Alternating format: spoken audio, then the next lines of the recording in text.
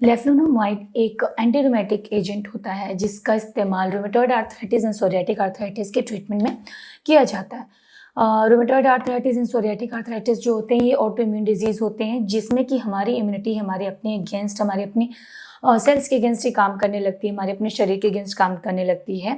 और जिसकी वजह से जो रूमेटॉइड आर्थराइटिस होता है, जैसे कि हम सब लोग जानते हैं, इसमें जो हमारे जॉइंट्स होते हैं उसमें स्वेलिंग, इन्फ्लेमेशन और पेन हो जाता है और स्लोली प्रोग्रेसिव ये डिजीज़ होता है जिसमें कि हमारे जॉइंट का डैमेज भी होने लगता है।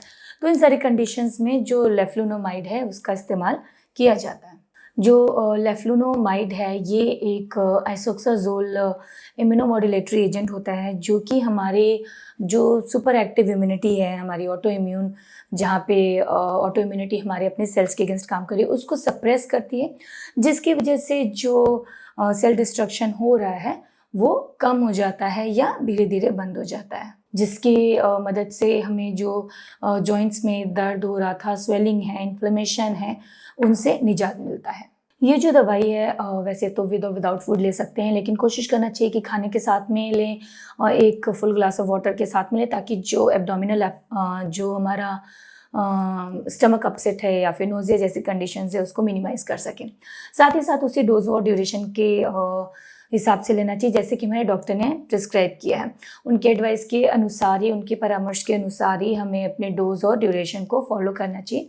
डोज या ड्यूरेशन दोनों में चेंजेस अपने हिसाब से नहीं करने चाहिए।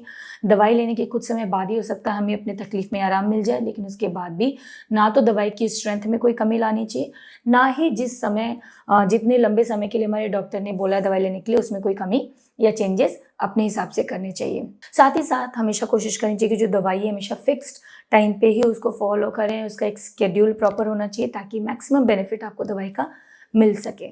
उसके अलावा अगर हम इसके कॉमन साइड इफ़ेक्ट्स की बात करें तो नोज़िया, वॉमिटिंग, एब्डोमिनल पेन हो सकता है। उसके अलावा इंडाइजेशन जैसी प्रॉब्लम हो सकती है। कुछ एक कंडीशन में रैशेज़ और हेयर लॉस की भी कंप्लेन देखी जाती है।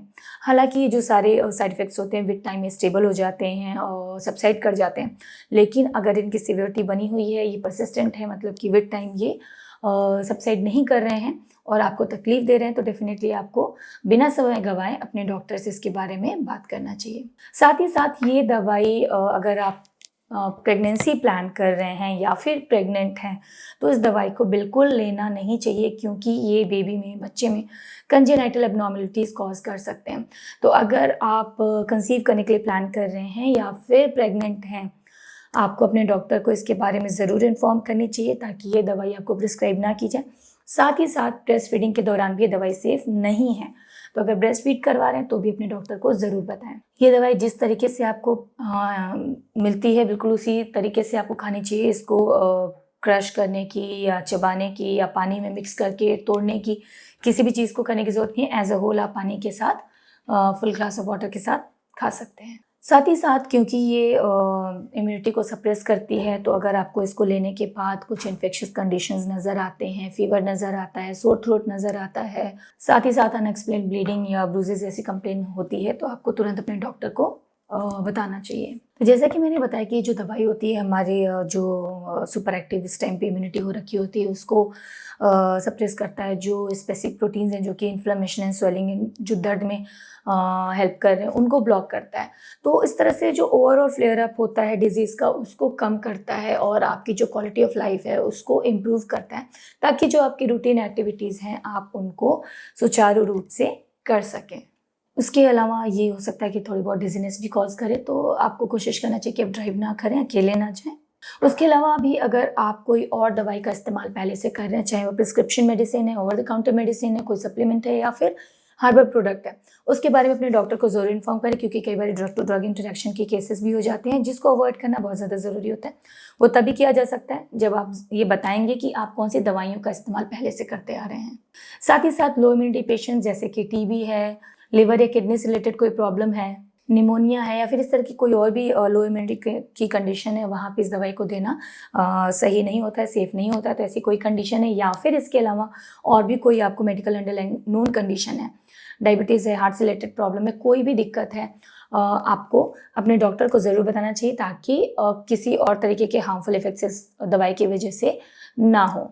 साथ ही साथ जब आप ये दवाई लेते हैं तो आपको टाइम टू टाइम अपने हेल्थ की मॉनिटरिंग करना बहुत ज़्यादा ज़रूरी होता है। डॉक्टर आपको कुछ एक ब्लड टेस्ट हैं, कुछ एक इन्वेस्टिगेशंस हैं जिनको इन बिटवीन करवाने के लिए कह सकते हैं, तो आपको वो सारे इन्वेस्टिगेशंस करवाने चाहिए और टाइमली फॉलोअप्स के लिए जाना चाहिए, ताकि ओवरऑल जो आपका डिज़ीज़ का इम्प्रूवमेंट है वो देखा जा सके, समझा जा सके। जैसे कि मैंने बताया कि ये rheumatoid arthritis and psoriatic arthritis में इस दवाई को प्रिस्क्राइब किया जाता है। तो दवाई के साथ साथ आपको अपनी ओवरऑल हेल्थ का ध्यान रखना बहुत ज़्यादा ज़रूरी हो जाता है।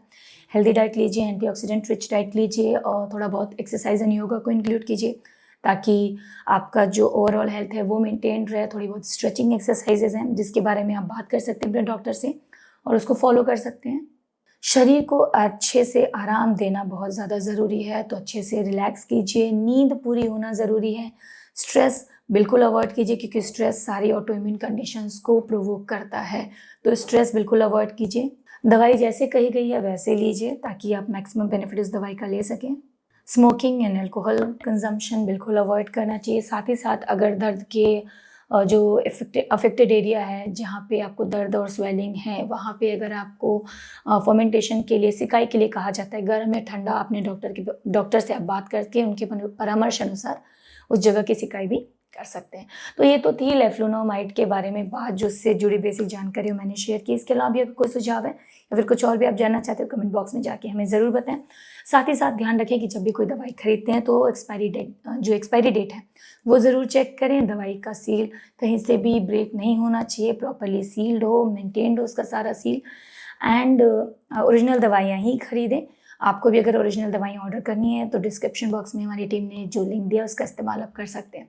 मिलते हैं अपने अगले वीडियो में। धन्यवाद।